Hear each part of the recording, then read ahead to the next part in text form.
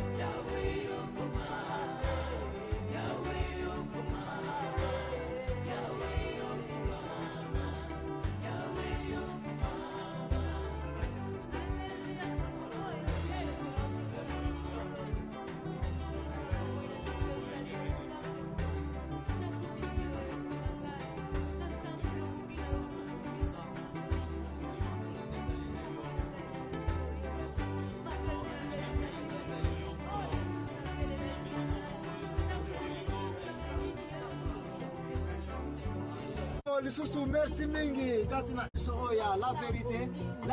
lelo yo ezali présenté par nangai frère na bino Joachim Zambwana ngam nazali l'impresario du jour nazali awa accompagné na ser na biso mama Ani mutazali nani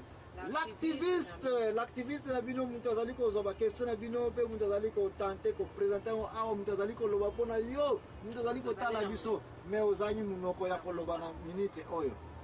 lisusu kotala biso kaka te me oza oblige obenga biso otelefone biso na 081 089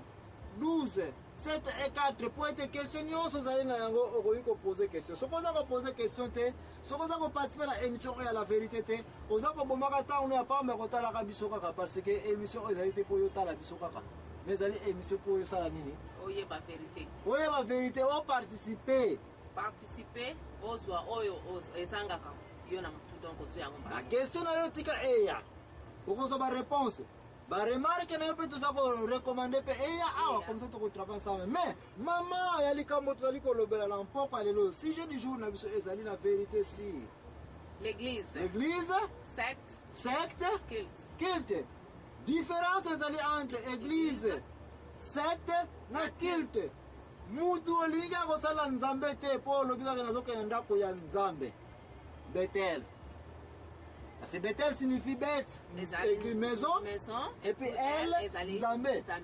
Ndako kokenda ndako Nzambe eliya kolobake na ke place moko bato mibale misatu bazoko sangana pe tokumisa Nzambe. Mais question ezali bongo siko soko ki kokuta na esika oyo ezali ke église yango Nzambe aza kati na yango te. Ozoko matana ya pamba po mukola suka bakotuna yo nini? nayebaki yo te nayebaki olobi oyo nzambe nazali koteya mpona yo nazali kobikisa bato ya malade nazali kolamusa bibembe nzokende ezalaki nango kilte oza kokende ezalaki nango eglize te nayebaki yo te koma okoyebelaki place okendaka ezali eglize tokoede yo te mais soki olandi programme na biso oyo na deuxième partie nango ezali koya okozala capable yo moko ya koteste soki otelemi na eglize otelemi na secte totelemi na culte etango découvrir vérité oyo vérité esalaka nini ezokisaka mais change kaka bima na place oyo soki odécouvrir eza nango culte culte eza babiloko moko nzambe aza kati na yango te eza barituel eza biloko moko oyeba ke signifie culte mais lelo oyo toza nanu kolobela baculte te toza nanu kobeta kaka nsete na mo etali église po soko comprendre ke signifie église comment église etournaka administration nango position nzambe devant l'église nde okoya kocomprendre ke aya solo tika na kota siko na église me nabima na secte nabima na culte avant tokende toza kolobela moïse moto azwaki liboso projet mpa na nzambe koma koconstruire nini église to tabernacle badimension ezalaki na kati epesamelaki ye badimension ezalaki difficile mpona kodécode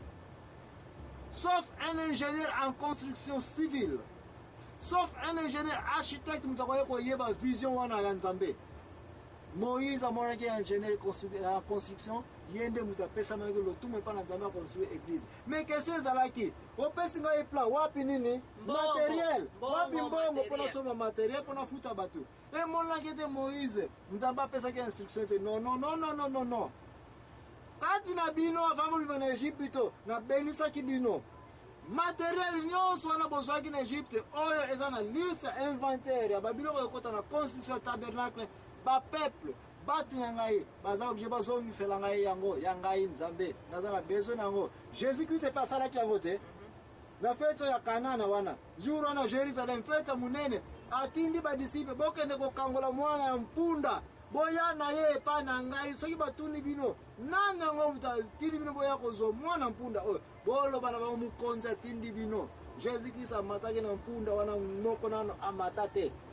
ya nzambe azwi yango oza kokende wapi mille part na nzambe azongisele biloko asala yango nini tabernacle na ye l'église na ye nayebisi ser nanga natunie question ser yo mpe namoni otundi baprêtre le grand prêtre eron ezalaka nani aron oyo komela mbungu na ye wana oyo akotia makila paki nokosopa yango na arche wana na place ya sanctuaire wana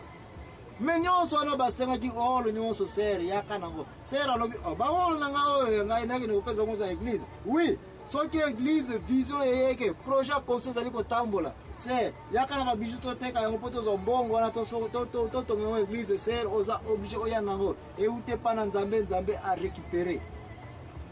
mais question ozalaki na yango lisusu ezalaki ndenge nini ser na bon na ntango napesaki babiloko na nga nyonso basengaki sikoyo nazalanga so na église wana soko okende église mosusu sikoyo église okosala nini question ezali église partout oyo okende église ekozala kaka église tanke eza korepresente nzambe oyo nyonso osala kuna osi ozwilaki yango ja bénise to okozwa yango bénise na lifuti na bajour ezali koya okoyeba kaka koma okoyebela yango tika na kota sikoyo na deuxième partie oyo ya mozindo ya construction ya église to tabernacle ndenge nelekelaki ser na ngai orépondaki question ete